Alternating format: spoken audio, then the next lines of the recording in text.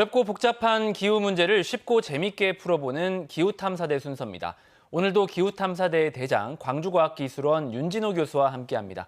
교수님, 저번에 이제 한 달 만에 스튜디오에서 뵙는데 폭염 얘기를 저희가 나눴단 말이에요. 그런데 지금쯤 되면 조금 선선해질 줄 알았는데 오늘도 전남 곳곳에 폭염 경보가 내려지고 매우 덥단 말이에요. 왜 이렇게 지금 더운 건가요? 네, 다음 주가 추석인데 여전히 이제 폭염 경보가 뜨고 있어서 되게 다들 좀 걱정하시고 우려하실 것 같은데요. 지금 현재 한반도 남쪽에 굉장히 작은 규모의 저기압이 하나 만들어져 있습니다. 그 저기압이 계속 그 남풍을 이렇게 불어올리고 있고요. 그 남풍이라는 게 항상 덥고 습하다 보니까 한반도 전체, 특히 이제 서해안 쪽으로 굉장히 덥고 습한 날씨가 이어지고 있고요. 아마 목요일쯤 비가 예보돼 있고 그 이후에 풀릴 것 같은데 여전히 조금 계속 봐봐야 될 것 같습니다. 올해는 이게 만만치가 않아서 방심할 수는 없는 상황인 것 같고, 특히 광주, 광프리카라는 이름이 붙을 정도로 더운데, 원래 우리나라에서 가장 더운 지역으로 대구가 꼽혔지 않습니까? 그렇습니다. 다들 아마 이미 많이 들어보셨을 것 같습니다. 대구는 분지 지형이다. 그래서 덥다. 근데 이제 분지 지형이 왜 이렇게 덥냐라고 질문을 하시면, 이렇게 사방이 이렇게 큰 산은 아니더라도 이렇게 산들로 둘러싸여 있고요. 그러다 보니까 바람이 약합니다. 또 그 높새바람이라는 게 보통 태백산맥 같은 큰 산맥에만 있는 게 아니라 그런 조그마한 산들을 넘어가는 바람들도 다 덥고 건조한 바람으로 바뀌게 되는 거죠. 그런 대구보다 광주가 더 덥게 느껴질 정도라는 건데, 지금 그 광프리카, 대프리카 이렇게 얘기를 많이 합니다. 뒤로 보시는 게 광주와 대구 비교인데, 올해 평균 최고 기온을 보니까 대구가 높기는 한데 이 습도는 광주가 대구를 꽤 앞섰단 말입니다. 이 광주가 더운 이유는 또 뭘까요? 그러니까 광주도 앞서 말씀드린 분지 지형에 속합니다.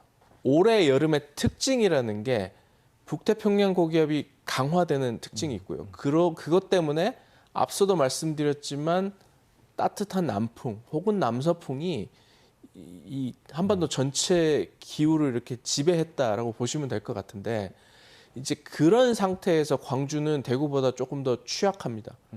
바다보다 조금 더 가깝고 바람이 덥고 습한 바람이 불어오는 지역이다 보니까 광주가 조금 더 이런 조건에서는 굉장히 불리할 수 있고요.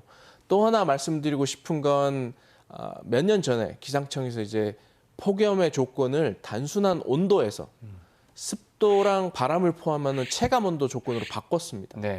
이제 그러다 보니까 광주가 오히려 더 기록상으로도 더 더운 도시처럼 보일 수 있을 것 같습니다. 알겠습니다. 광주 같은 경우는 어떤 대책이 좀 있어야 된다고 보시는지도 궁금하거든요. 일단 광주 같은 경우는 조건이 괜찮습니다. 괜찮다고 말씀을 드리는 게 무등산이 있고요. 산이 있고 또 영산강이 광주시를 흐르고 있습니다. 광주천도 있고요. 그러니까 산도 있고 물도 있는 조건이기 때문에 이런 자연 조건들을 좀 잘 살려서 이제 폭염이라는 요소가 예전에는 뭐 전혀 고려되지 않았다면 앞으로는 이런 것들을 조금 저감시킬 수 있는 방법으로 도시계획이나 전체적인 구성 자체가 이런 것들을 반영을 하면 완벽하게 해결은 아니더라도 조금 더 나은 도시가 되지 않을까 그렇게 생각합니다. 도시계획 차원에서도 그런 폭염 상황을 대비하는 게 필요하다는 말씀이시고, 앞으로도 광프리카라는 좀 타이틀 이게 건재하겠습니까?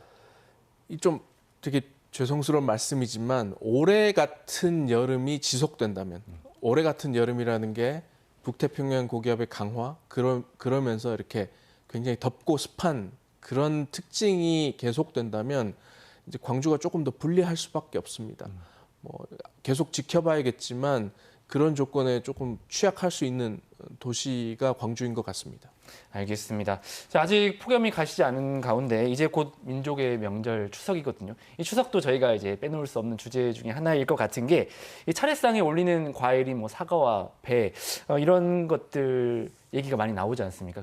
지난해부터 이제 금사과 얘기도 나왔는데 좀 수십 년이 지나면 뭐 사과, 배 이런 것들을 더 이상 재배하기 어렵다 이런 관측도 있더라고요. 네, 그런 전망들이 이제 나오고 있습니다. 이제 특히 그 외국에서 큰 농업단지 같은 경우, 이렇게 와인 산업 같은 경우는 큰 일례로 들 수 있을 것 같은데요. 이미 그 큰 와인 산업들은 비슷한 조건의 토양, 하지만 조금 더 선선한 날씨, 현재 기준으로. 왜냐하면 그런 곳들이 10년 후에 혹은 20년 후에는 이제 주 생산지로 바뀔 테니까 이제 그런 것들을 준비하고 있고요. 한국 같은 경우도 전에는 볼 수 없었던 과일들이 나오기 시작하고요. 또 원래 사과 산지였던 지역들이 이제는 조금 더 북쪽으로 올라가는 것도 보고되고 있곤 합니다. 알겠습니다. 그 말씀하신 것처럼 그런 어떤 과일 재배, 과수 재배 상황을 좀 잘 나타내는 지도가 있는데 이 뒤에 보시면 이 저희 가까운 나주에서 한라봉이 나오고 제주가 아니고요. 또 영광에서는 망고, 또 곡성에서는 체리 이런 것들이 좀 재배가 된다고 합니다. 말씀하신 것처럼요. 그래서 이렇게 좀 기온이 상승되다 보니까 아무래도 재배하는 어떤 작물들이 달라지는 거겠죠. 그렇습니다. 그러니까 전반적으로 기온이 더워지고 덥다는 얘기는 이제 원래는 사과가 잘 자라는 조건이었는데 그게 이제는 좀 더 북쪽으로 올라가고요.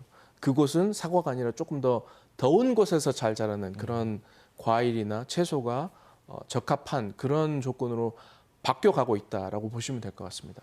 그러면 뭔가 이제 기후 변화에 맞게 우리 뭐 인류의 뭔가 식생활을 좀 바꿔야 되는 상황이라고 볼 수도 있을까요?